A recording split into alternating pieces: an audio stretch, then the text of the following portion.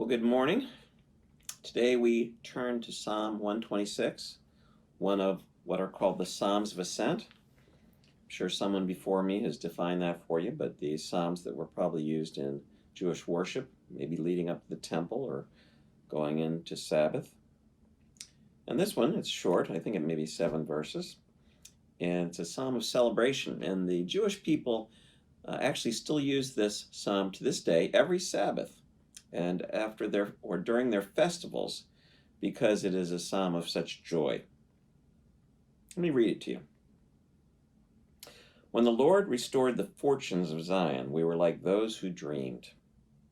Our mouths were filled with laughter, our tongues with songs of joy.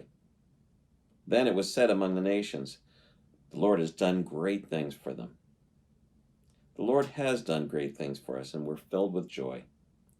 Restore our fortunes, Lord, like streams in the Negev.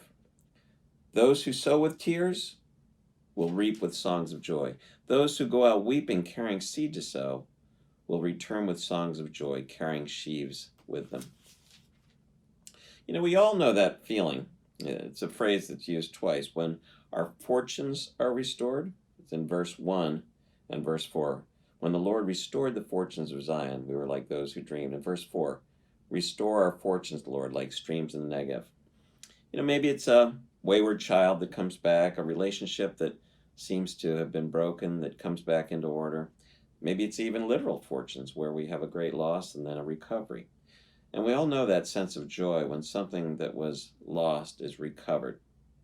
That's what this psalm is reflecting on. And maybe it's in a material sense of the people of Israel saying, Lord, you've delivered us from this political oppressor or this season of hardship. And certainly we can think of it that way. We're in a season of hardship as a country, and many of us are feeling it very deeply, and we will come through it. But the promise of God is that one day all those moments when we've had our fortunes restored of any kind are really just emblematic of that great day when we see God and our fortunes are truly restored. It says in Corinthians, no eye has seen, no ear has heard, no mind has conceived what God has prepared for those who love him. And while we can't fully imagine that day, we are to look forward to it, saying that one day, all those moments when good things happen to us will only seem to be shadows compared to the good thing that is happening to us because we are included in God and his blessing. Do you think of life that way? Do I remember that one day all the wrongs will be righted, all the tears, which are referred to here and we also see in Revelation, are going to be wiped away because God's been storing them up in a bottle for us? Do we see that our hope is in God every day, and that no matter what happens in this life, whether it's a downturn of any kind of our health or of a loss, that God will one day, as I think Tolkien said, make all sad things come untrue.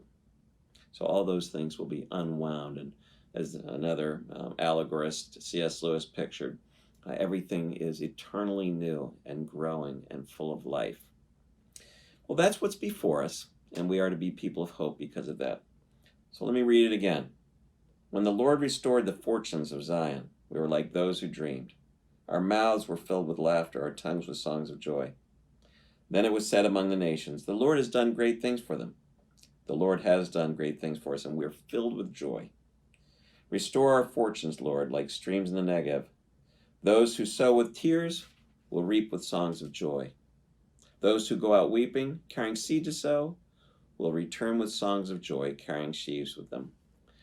The future for God's people is a singing future, singing songs of joy.